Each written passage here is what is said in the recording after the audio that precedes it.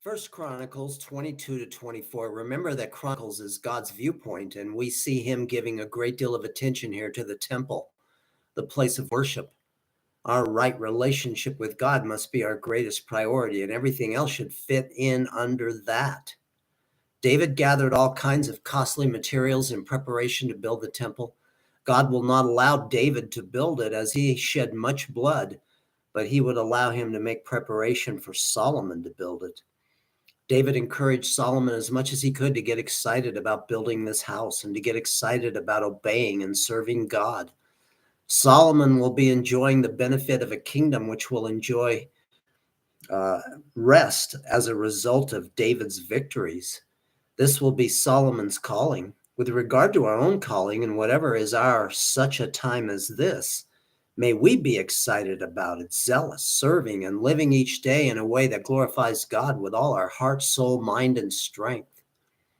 We live in a time when evil, wickedness, and compromise have been allowed to raise their ugly heads like never before.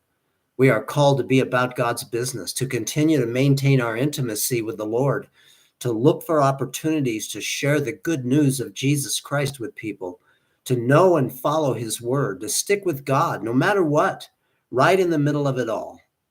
Ask God to empower you with this attitude in whatever he's given you to do today. The duties of the Levites in service in the temple were clearly defined and very orderly. God is a God of order. This does not hinder the moving of his spirit, but rather allows for him to move within his designed order. He calls us to that same kind of order with freedom today in our worship.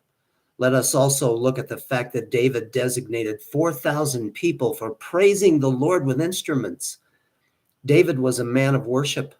I personally think this is a huge area where some do not enjoy the intimacy and the encouragement and power that can come from it. Be encouraged to radically worship your God every day.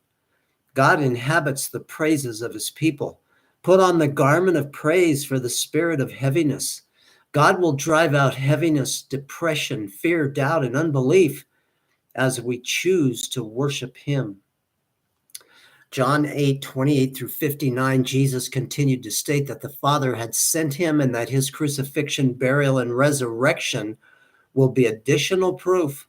He said, I always do the things that are pleasing to him. God the Father, God the Son, and God the Holy Spirit are in perfect communion.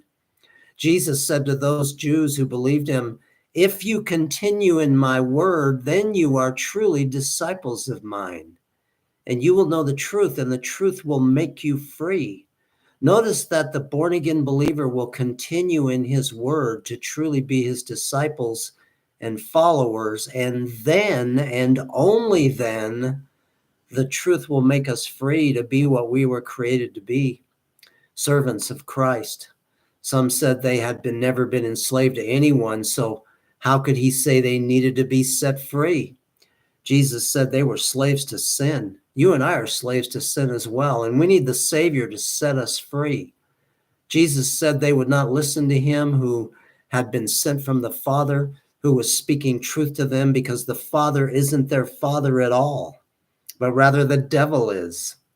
He said they were planning to murder him, proving they did the deeds of their father, the devil, who was a murderer and a liar. Jesus challenged them to find any sin in him. They disrespected him by saying Jesus was a Samaritan and had a demon. Jesus said, if anyone keeps my word, he will never taste of death. The Jews responded that Abraham and the prophets had all died, missing the point of spiritual death that Jesus was making. Jesus continued, your father Abraham rejoiced to see my day and saw it and was glad. The Jews said, you are not yet 50 years old, and have you seen Abraham? Jesus said, truly, truly, I say to you, before Abraham was born, I am. Jesus is clearly saying he is God and that he has come out of eternity. He did not tell these Jews what they wanted to hear, but he told them the truth. Do we tell people what they want to hear, or do we tell them the truth? They picked up stones to throw at him.